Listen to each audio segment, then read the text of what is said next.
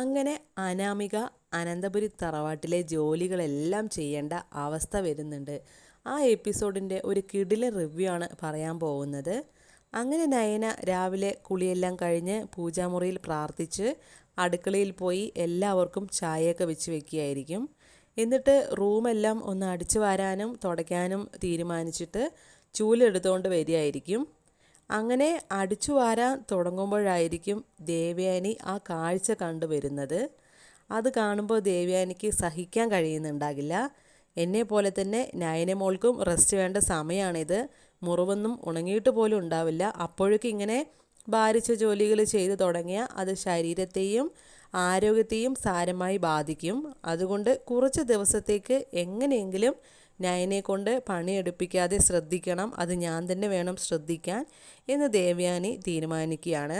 പക്ഷേ നയനയോട് നേരിട്ട് സ്നേഹത്തിൽ പറഞ്ഞാൽ അവൾ ചെയ്യാതൊക്കെ ഇരിക്കും. പക്ഷേ ഞാൻ അവളോട് സ്നേഹത്തിൽ പെരുമാറുന്നത് കാണുമ്പോൾ അവൾക്ക് തന്നെ സംശയം തോന്നും, ഞാനെല്ലാം അറിഞ്ഞിട്ട് തന്നെ ആയിരിക്കും പെരുമാറുന്നതെന്ന്. പക്ഷേ അവൾ അറിഞ്ഞു കഴിഞ്ഞാൽ വീണ്ടും ജയേട്ടനും ആദർശമൊക്കെ അറിയും. അങ്ങനെ അവരെ ഞാൻ പെട്ടെന്ന് അറിയിക്കാൻ ഉദ്ദേശിക്കുന്നില്ല. അവരെന്നെ അത്രയ്ക്കിട്ട് വട്ട് കളിപ്പിച്ചതാണ്.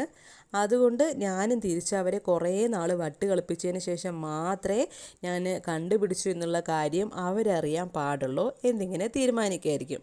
അപ്പോൾ നയന അറിയാതെ വേണം അതിൽ നിന്ന് നയനയെ പിന്തിരിപ്പിക്കാൻ എന്ന് ദേവയാനി തീരുമാനിക്കുകയായിരിക്കും. എന്നിട്ട് പിന്നെ നേരെ ദേവയാനി നയനയുടെ അടുത്തേക്ക് ചെല്ലുമായിരിക്കും. എന്നിട്ട് ചോദിക്കുകയായിരിക്കും, എന്താണ് നീ ഇവിടെ ചെയ്യുന്നത് എന്നിങ്ങനെ ചോദിക്കുമ്പോൾ നയനയാണെങ്കിലും പറയുമായിരിക്കും, ഞാനിവിടേക്ക് അടിച്ചു വാരി തുടയ്ക്കാൻ വേണ്ടി പോവുകയാണ് അമ്മ.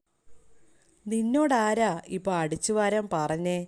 അത് പിന്നെ സാധാരണ ഞാൻ തന്നെയല്ലേ അമ്മ ഇതൊക്കെ ചെയ്യാറുള്ളത്, പിന്നെന്താ അമ്മ ഇങ്ങനെ ചോദിക്കുന്നത് എന്ന് പറഞ്ഞ് നീ ഇവിടെ ഇല്ലാത്തപ്പോൾ ഇതൊക്കെ നല്ല രീതിയിൽ തന്നെയാണ് ഇവിടെയുള്ള എല്ലാവരും ചെയ്തിരുന്നത്.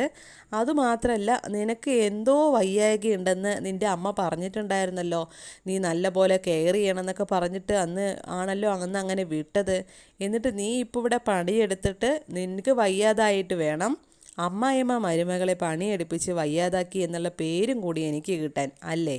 അതുകൊണ്ട് നിൻ്റെ ആരോഗ്യം മെച്ചമാകുന്നത് വരെ നീ ഇനി ചൂല് തൊട്ടു പോകരുത്. ഇതൊക്കെ ചെയ്യാൻ ഇവിടെ വേറെ ആൾക്കാരുണ്ടല്ലോ. ശരി അമ്മേ, ഞാൻ കാരണം ഇനി അമ്മയ്ക്കൊരു പേരും കേൾക്കണ്ട. ഞാനിനി അമ്മ പറയുന്നത് വരെ ചെയ്യില്ലമ്മേ. ഈ സമയം ദേവയാനി മനസ്സിലൊന്ന് ചിരിച്ചുകൊണ്ട് പറയുകയാണ്. അങ്ങനെ ഞാൻ ഉദ്ദേശിച്ച കാര്യം നടന്നു എന്നുള്ള ആ ഒരു ചിരിയോടുകൂടി ദേവയാനി പിന്നെ ആ ഒരു ചൂലെടുത്തിട്ട് അതുവഴി അനാമിക വരുന്നുണ്ടാവും. അപ്പോൾ അനാമികയാണെങ്കിൽ ഫോണൊക്കെ നോണ്ടി ഇങ്ങനെ ഭയങ്കര സന്തോഷത്തിൽ ഇങ്ങനെ വരികയായിരിക്കും. അപ്പോൾ ദേവയാനി ആണെങ്കിലും അനാമിക മോളെ ഒന്ന് ഇങ്ങോട്ട് വന്നേ എന്ന് പറഞ്ഞ് വിളിക്കുമ്പോൾ എന്താ വല്യമ്മ എന്ന് പറഞ്ഞ് ഭയങ്കര സന്തോഷത്തിലായിരിക്കും അനാമിക വരിക. ഈ സമയം ദേവയാനി പറയും, ദേ ആ നയനയുടെ കയ്യിലുള്ള ആ ചൂലൊന്ന് വാങ്ങിക്കേ എന്ന് പറയും. അപ്പോൾ അനാമികയാണെങ്കിൽ മനസ്സിൽ വിചാരിക്കുകയാണ്, അവളുടെ കയ്യിലുള്ള ചൂലെന്തിനാ ഞാൻ എടുക്കേണ്ട ആവശ്യം, ഇതിപ്പോൾ എന്തിനാണ് എനിക്ക് തരേണ്ട ആവശ്യം, ഏതായാലും പറഞ്ഞതല്ലേ അങ്ങ് വാങ്ങിയേക്കാം എന്ന് പറഞ്ഞ് അനാമികയാണെങ്കിലും നയനയുടെ കയ്യിൽ നിന്ന് നയനയെ ദേഷ്യത്തോടെ നോക്കിയിട്ട് ആ ചൂല് താല്പര്യമില്ലാണ്ട് വാങ്ങുമായിരിക്കും.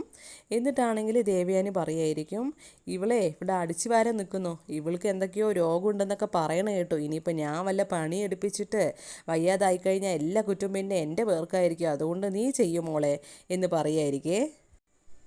ഈ സമയം അനാമികയാണെങ്കിൽ പറയുമായിരിക്കും, അല്ലമ്മേ എനിക്കിതൊന്നും ചെയ്തിട്ട് ശീലമില്ലാത്തതുകൊണ്ട് ഞാൻ ചെയ്താൽ ചിലപ്പോൾ ശരിയാവില്ലമ്മേ.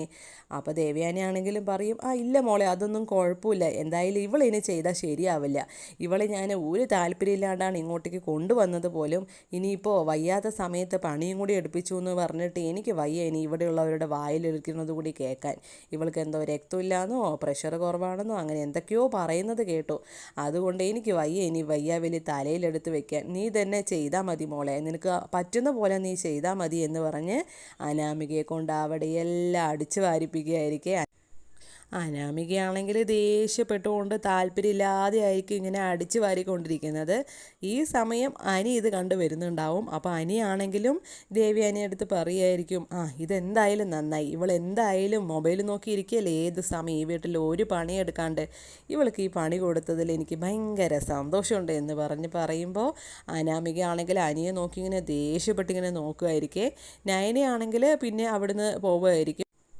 അനാമികയാണെങ്കിൽ മനസ്സിൽ വിചാരിക്കുകയായിരിക്കും, ആ തള്ള എവിടെ, അത് വന്നായിരുന്നെങ്കിൽ അതിൻ്റെ കയ്യിലൊന്ന് കൊടുക്കായിരുന്നു, അതിനെയാണെങ്കിൽ കാണാനുമില്ല, ഇവിടെ എല്ലാവരും എവിടെ പോയി, ആരും കാണാനില്ലല്ലോ, ഒന്ന് ചൂലൊന്ന് കൊടുത്ത് ഒഴിഞ്ഞു മാറാമെന്ന് വിചാരിച്ച എന്ന് പറഞ്ഞ് കഷ്ടപ്പെട്ട് അവിടെയെല്ലാം അടിച്ചു വാരിക്കൊണ്ടിരിക്കുകയായിരിക്കും അനാമിക. അപ്പം ഇത്രയും കാണിച്ചുകൊണ്ടാണ് ഇന്നത്തെ റിവ്യൂ വിശേഷങ്ങൾ അവസാനിക്കുന്നത്.